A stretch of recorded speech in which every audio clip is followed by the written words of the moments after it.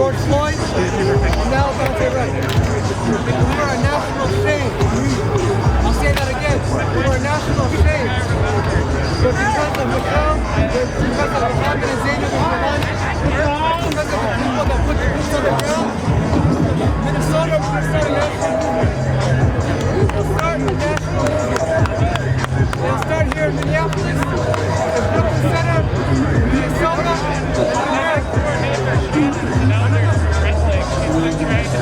I told ya! Guilty, guilty, guilty. That's the catchphrase in Minneapolis today. Guilty, Guilty, guilty. and he got some shiny handcuffs because he was guilty, guilty, guilty. And his mom was revoked because he was guilty, guilty, guilty. I'm going to say it over and over again for the rest of the week. It feels good. Guilty, guilty, guilty. Listen, there are so many lives that have been stolen. We started this journey in 2016. here. And I promised them that I'd be right here to represent. They didn't believe it. And so now I'm right here, right now, trying to push policy that pushes Minnesota forward when it comes to police reform. And we're still getting the same pushback from our Republican counterparts who refuse to hear anything about police reform because they're in the pockets of the Minnesota Chiefs Association, the Minneapolis Police Federation, and all the other police federations. And they come to our hearings and tell us, well, the Chiefs Association don't agree with this, or the Peace Officers Association don't agree with that. The Peace Officers Association, the Chiefs Association don't get to tell our community what reform look like on our tax dollars. We pay taxes like everybody else, and we're tired of it. I have a bill for what? Ending qualified immunity, ending no-knock warrants, body camera video. None of that's being heard in the city. We're trying to start a task force so that they can weed out the white supremacists, brown boys, and the oath keepers, and the 3%. Yeah, we had a police officer right here in Minneapolis who was a member of the Minnesota Heat, the city Heat, a known white supremacist biker gang, 56 service complaints, 11 lawsuits, and was involved in three police involved shootings. Lo and behold, he showed up to his house, he retired. I think it has to do, Bill said his name's gonna be in trouble. But, y'all can say his name, what's his name? Wait. And the city of Minneapolis promoted him to sergeant, right? When my friend Philando Castile was murdered, and lieutenant, they promoted him. When Philando Castile was murdered in 2016, we were sold on implicit bias training, de-escalation training, more money for training. And then we see right now today, Kim Potter, who's the field training officer in Brooklyn Center, killed Dante. We see Officer Chauvin, who's the field training officer and a sergeant, killed George Floyd. So we know the type of training that our tax dollars are getting. Y'all no longer get to tell us what police reform looks like. I want to encourage a lot of black men today to do exactly what me and this man did. You see us, you can be us. Go to that doggone ballot, put your name on the ballot, and remove these people out of office who have been keeping us oppressed for as long as I've been black. It is still, and I hate to be the bearer of bad news, but I have to tell y'all, this ain't over. There'll be another police involved killing in this state by the end of this summer. Until we put some accountability pieces in the legislation, the police don't have the fear of nothing because they get backed up by legislators who used to be ex-police officers. They've infiltrated our system. They've infiltrated the policing system. They've infiltrated our judicial system. They've infiltrated our legislative body, our judicial body, our doggone county prisons. These white supremacists are serious about keeping black people oppressed, and these are ideal jobs for white supremacists. They're ideal jobs. If you hate black people, I'd love to lock you up and kick you in the ass and put you in jail and make you a felon and kill you. I'm not speaking no rhetoric. I'm just black in the state of Minnesota, and it sucks to be black.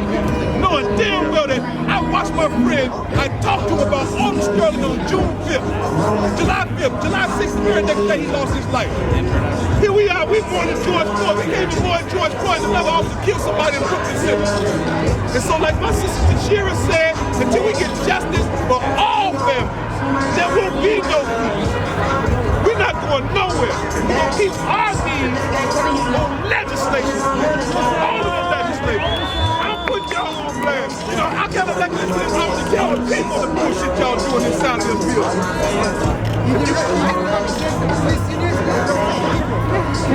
You cannot do both.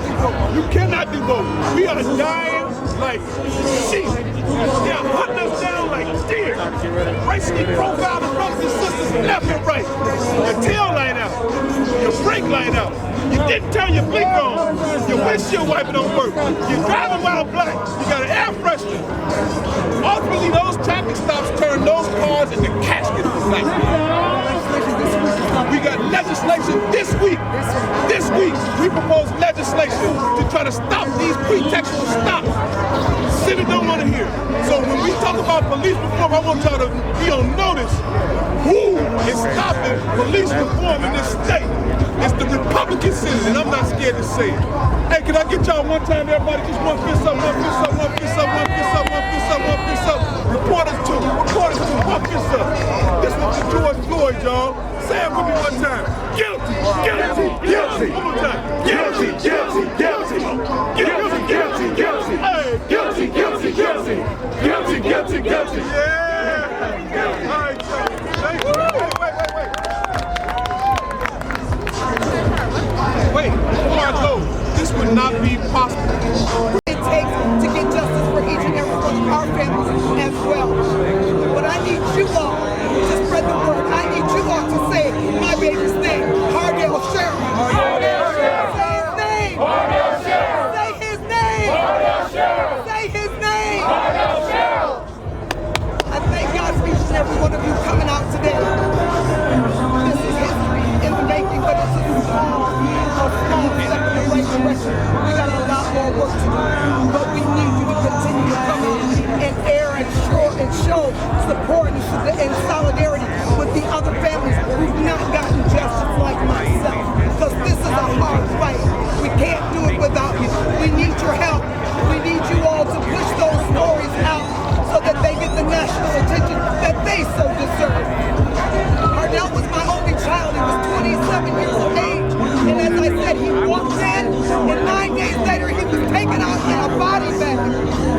They starved my baby to death, and they allowed him to die in urine and feces-filled pens and laid on his back for 6 long, agonizing days. Somebody say, that ain't right! Say, that ain't right! So yes, I'm an angry man. Surely I am. But I can't do it without everybody that's behind me in the community standing up and helping me to keep going and keep fighting and keep going and keep fighting. I thank God for each and every one of them. I thank you all for being out here. And like I said, I had told everybody that I knew there was going to be guilty verdicts. And today, God's justice prevailed. Guilty! Guilty! Thank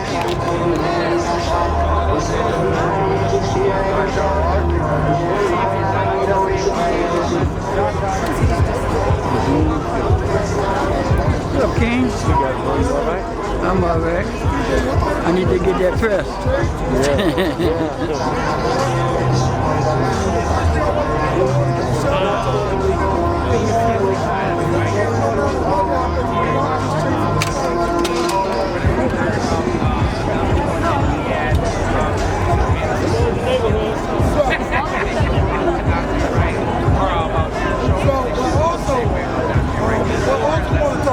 Is the power of the people, right?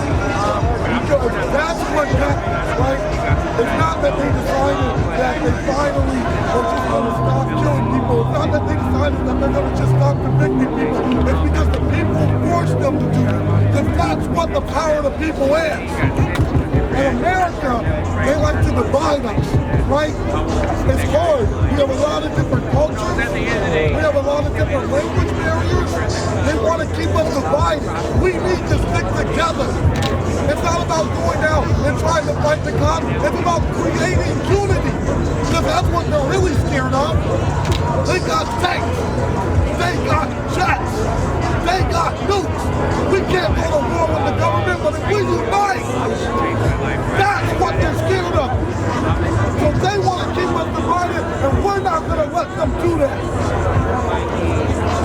This is a stepping stone. It's a historic stepping stone, but it is a stepping stone. We have so much progress to make. We need to keep this moving. We still got 3 more killer cops on trial in July. If people really care, they will stay out in these streets. What happened with Floyd was this illusion, right?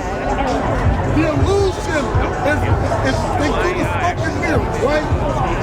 They try to tell people you didn't see what you saw. They try to tell people this person deserved to die because he sells drugs, even though the government made it a $1 billion industry in other states. This person died because he died, because he fucking failed a class 8 grade. They're always attacking our character. We need to get justice.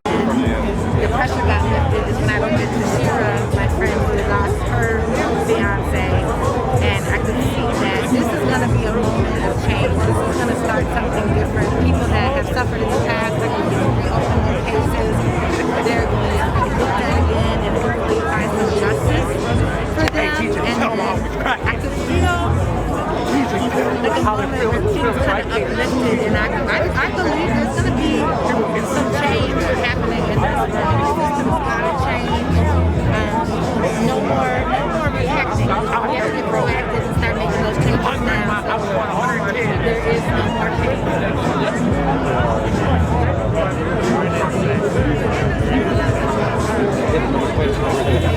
That's okay.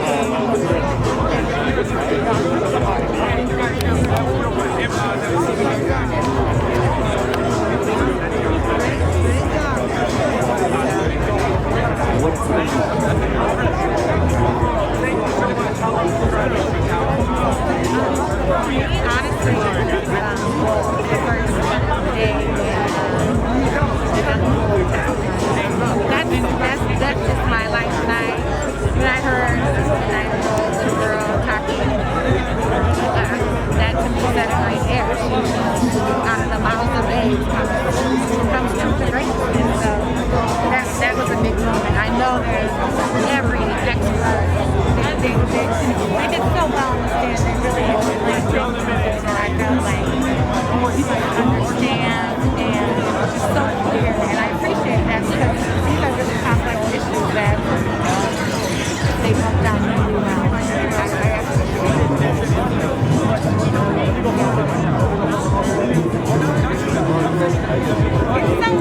it's a weird thing to say. It is like I think it's a time. It is a time to celebrate. It is, but there is a piece of sadness. Floyd is not here, but I've always I really today and he gave his life for us. He and God knew that this is what started to change. I believe that he knew that he gave his life. It is a time. This song. Guilty, guilty, guilty. This song. Guilty, guilty, guilty. This song. Guilty, guilty, guilty. This song. Guilty, guilty, guilty. This song. Hey. John, what's up, bro? Then on you tonight, right?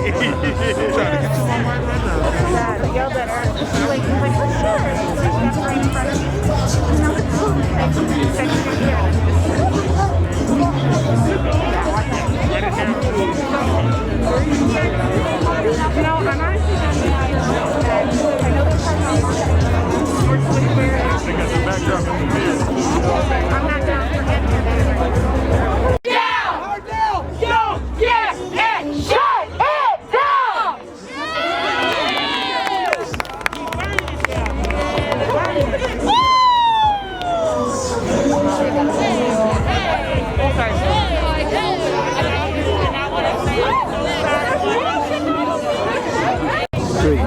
Yes, my name is Delshia Perry, and I'm the mother of Hardell Sherrill, who was killed in the Beltrami County Jail. September 2nd of 2018 is when he died. He was medically neglected, he was abused, and he was left to die on a jail cell floor in urine and feces-filled depends for 6 days. 6 long, agonizing days. They starved him to death. They mistreated him. He called me crying, trying to cry out, "Mama, help me." They don't believe me. They think I'm lying. 2.5 years later, we still have not gotten any form of justice. Let's get some justice for Hardell Sherrill. Yes, we need to have, people saying his name. Hardell Sherrill. His story around everywhere. You can tell his story because the more people, like we did for George Floyd, everybody came together and fought and came in solidarity and in unity, and look what we got today. Yes. Small amount of justice today. Yes. For the George Floyd family. So, power to the people. Thank you, Michelle. Thank you.